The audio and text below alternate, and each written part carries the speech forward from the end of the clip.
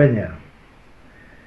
Como os había dicho, voy a hablar de socialismo, del socialismo-comunismo. En este vídeo voy a hablar como, digamos, casi como primera parte de lo que es el socialismo, ¿no? Para empezar a hablar de esto hay que empezar, digamos, en la era industrial, ¿no? En el siglo XIX, en el año 1800. En esa época, sobre 1830 por ahí, había, digamos, había dos pensadores, más o menos dos pensadores, había más, pero bueno, yo me voy a referir a estos dos pensadores, que era el Giuseppe Mazzini, que decía, no digas tú, di nosotros. Es decir, que había que renunciar al yo, y eso era lo mejor, lo que le podía pasar a la sociedad, ¿no? El segundo pensador, que era Josep Proudhon, este manifestaba que la propiedad es un robo, ¿no? Estos pensadores, pues Karl Marx y Federico Engels, se inspiraron en estos dos pensadores, ¿no?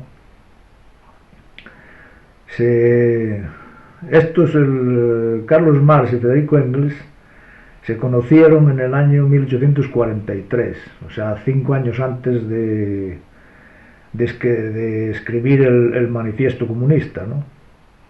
Marx era un hijo de padres judíos que se pasaron al protestantismo. Eran judíos y se pasaron al protestantismo.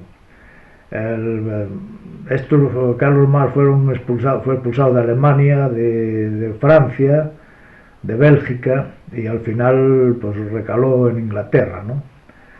Y en Manchester, junto al Engels, que este era un burgués hijo de industriales, es donde hacen el manifiesto comunista y describen el capital, ¿no? Aquí quiero hacer una mención a Marx, que Marx casi nunca trabajó, ¿no? Andaba como de periodismo y tal, pero casi nunca trabajó nada en su vida. A los 31 años Marx se retiró, ¿no? Siendo un mantenido de Engels, porque Engels era, como os había dicho antes, era un burgués, digamos, ¿no? Y estos pensaban que habían descubierto, no sé, la hostia ahí con el manifiesto ese, y que la época que estaban viviendo, que esta era única, que no volvería a otra época como esta, ¿no?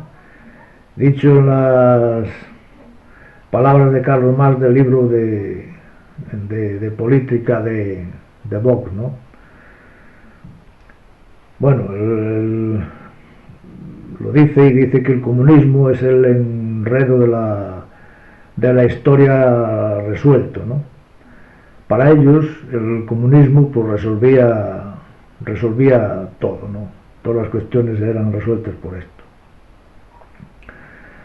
La filosofía del manifiesto esta la hicieron, digamos, para países industrializados, para países industriales, para Alemania e Inglaterra. No la hicieron para países, digamos, agrícolas, ¿no? Que se dedicaban a la agricultura. Pero ni Inglaterra ni Alemania nunca pusieron en práctica la teoría de Marx y de Engels, ¿no? Sin embargo, sí las pusieron en países agrícolas, que claro, estos no contaban con la portabilidad de lo que ellos decían, ¿no? Que ellos decían que lo primero que debería haber es capital, manufactura e industria, ¿no? Que es donde se movía Marx y Engels, ¿no?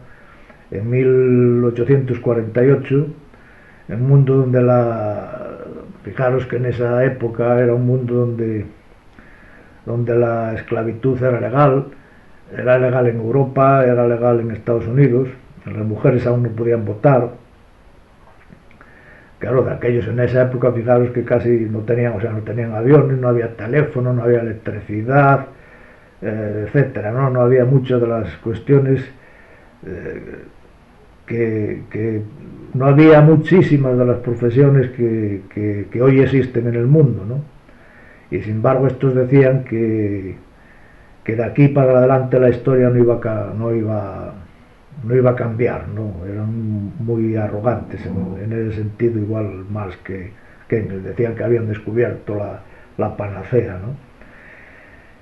Y bien, esto es lo que ellos manifestaban en esa época. ¿Y en qué se basaban estos criterios que ellos hacían, ¿no? En los escritos que hizo Marx, entre ellos era el proyecto Godme, era el Capital, el libro que volvió a escribir, el Capital, y el definitiva el Manifiesto Comunista, que esos son los libros que es. En el Capital, por cierto, la segunda parte escribió tres partes, ¿no? Pero la segunda parte fue publicada después del fallecimiento de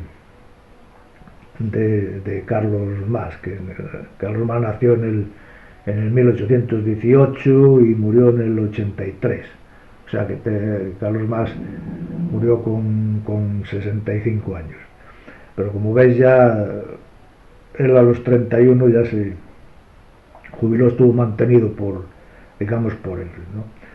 Bueno, el Manifiesto Comunista que estos Carlos Marx y Engels hicieron tiene dos fases, ¿no?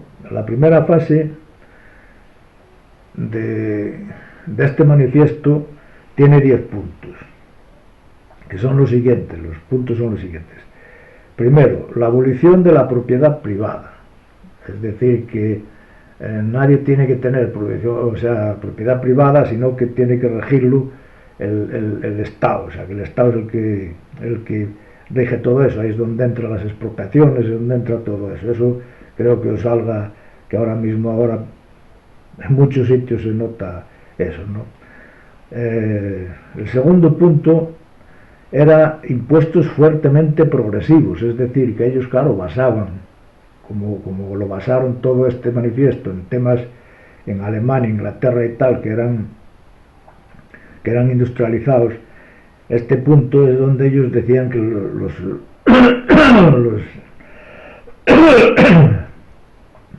impuestos fuertemente progresivos había que hacerlos a esas empresas que ganaban mucho dinero y que eran los que tenían que contribuir para luego el Estado, para luego ellos, como Estado, repartirlo, ¿no?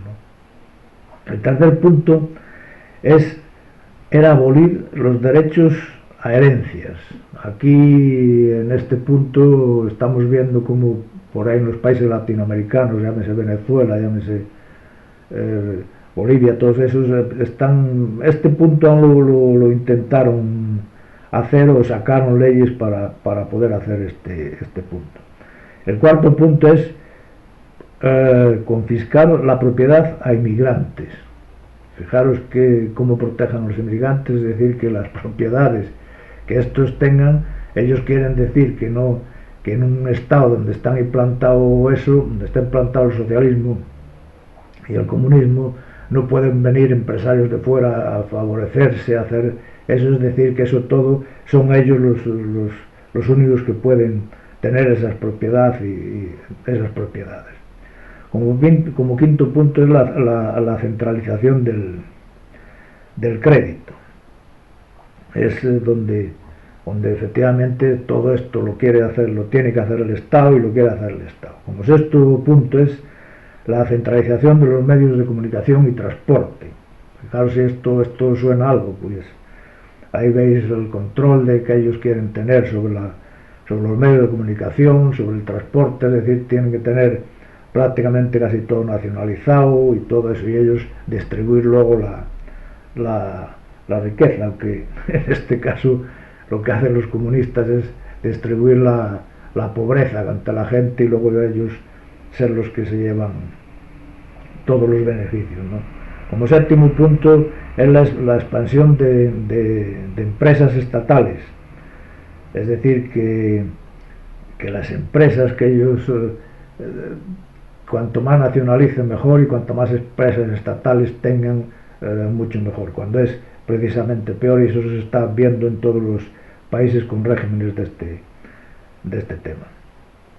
El octavo punto es la distribución igualitaria del trabajo, es decir, que lo mismo da que una persona sea un ingeniero y que sepa mucho, pues no, eso es ese tiene que trabajar, currar igual que si fuera, con todo el respeto, a un barrendero o a otra persona, o digamos una persona que no tenga estudios, pues con todo el respeto, el máximo respeto, pero claro, eso no puede ser, ellos quieren que todos sean iguales en el trabajo. El noveno punto es el combinar la agricultura con industrias manufactureras, etcétera. Es decir, que ellos ya luego querían, eso lo hacían, como está hecho precisamente, como os había dicho antes, para sitios donde estaban muy industrializados, como era Alemania e Inglaterra. En ese tiempo, pues ellos decían que querían combinar también la agricultura con las industrias manufactureras.